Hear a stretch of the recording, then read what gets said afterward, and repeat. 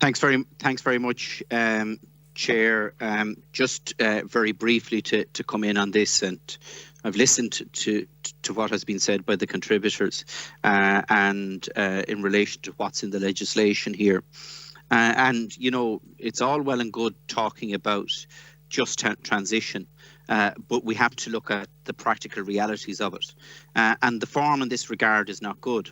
All you have to do is look at what has happened with a series of reports that have been produced by Kieran Mulvey, the Just Transition Commissioner, who has made quite a number of policy recommendations that are just being ignored by government at the moment. And, you know, we're talking about working with communities, and then we're leaving communities to their own devices in terms of the grant aid that has been given out to date, and that's very welcome. But the communities have to come up with matching funding. Now, how they're going to come up with matching funding of very large proportion of funding when they have no ability to fundraise at the moment, and yet in theory we're working with communities, when in practice this isn't happening on the ground. And like, all you have to do is very practically look at the record in relation to the seasonal workers in Bordnamona. Like, it was quite evident from last December, 12 months, that we were going to have a very serious situation in relation to the seasonal workers in Bordnamona. They still don't know what's going on 18 months later. How can you have a just transition when the key part of the workforce within the Bordnamona company still doesn't know what's happening or what's going on or what role they're going to play in relation to all of this? So, like, that's the litmus test in relation to it. And look, I accept that in terms of the legislation, it does set out in subsection K that there's a requirement for a just transition to a climate neutral economy, which endeavours, insofar as it is practicable, to maximise employment opportunities and support persons and communities that may be negatively affected by the transition. And I accept that principle is set out in the legislation. But if you look at subsection 8, it says, for the purposes of performing their respective functions under this section, the Minister and the Government shall have regard to. So once the Minister of the day and the Government of the day has regard to a just transition and ticks that particular box, then they're complying with this legislation.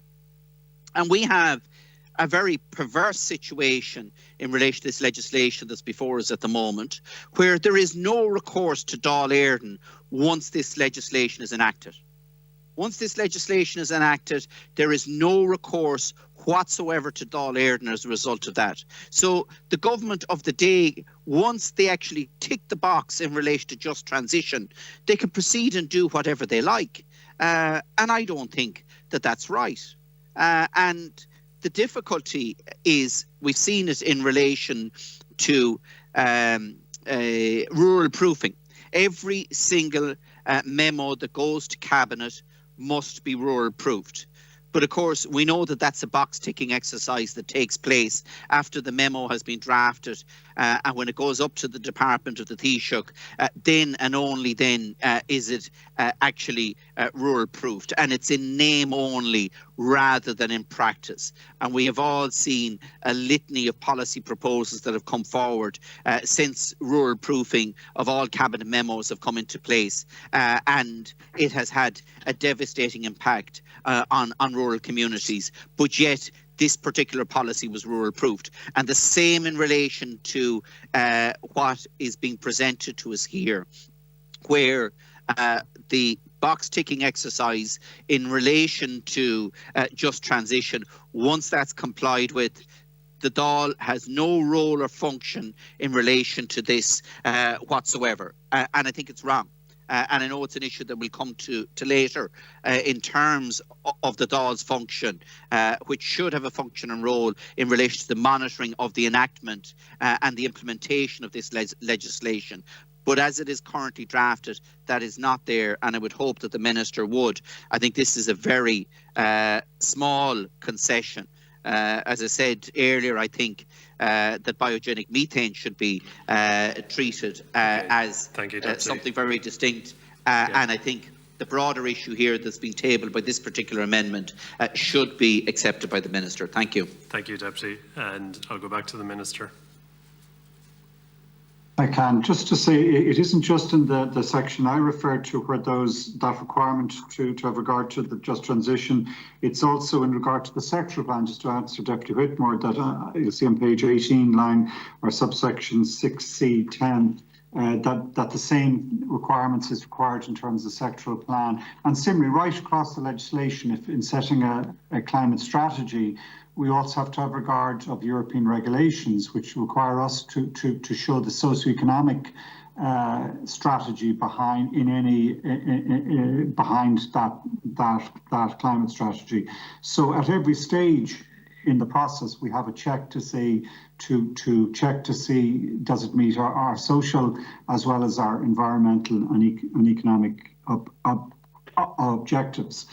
With regard to Deputy Naughten, I absolutely accept that we have to be effective on the ground in terms of delivering that. We have committed significant resources, if I touch up, I think over 150 million euros targeted at the Midlands to make sure that we don't leave people behind, that we do create new employment opportunities in retrofitting, in Boardnamona itself, in re-wetting bogs, using some of the skills, in the many projects that have been supported coming out of those reports. That's taken time to get the European state aid approval in terms of some of those, but that is now done, and I expect a huge number of community projects to be up and running very, very quickly to help make this transition happen. It will continue to evolve. We will see further European funding become available to support a just transition. We will see the likes of Offaly County Council, in my mind particularly, working on the dispersal of those. And critically, we will go to the next phase of this just transition process, where we will engage with the likes of the National Economic and Social Council as to how we spread this approach, not just in the Midlands, but in other parts of the country. So that's absolutely central to the work we are doing in government.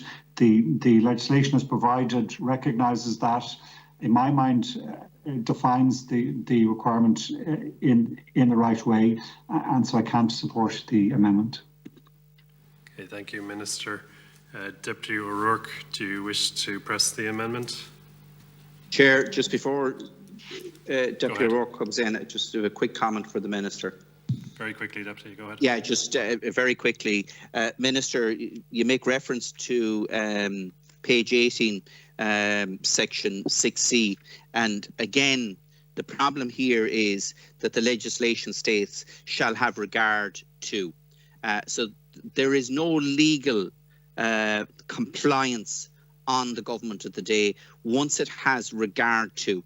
And that is the way that it is being done in relation to rural proofing at the moment, which is not being implemented in principle, all right, but in practice is not being implemented. And the difficulty is, in relation to this legislation, there is no recourse to Dáil Éireann once it's enacted. So again, I'll reiterate that point. Thank you. Okay, thank you, Deputy.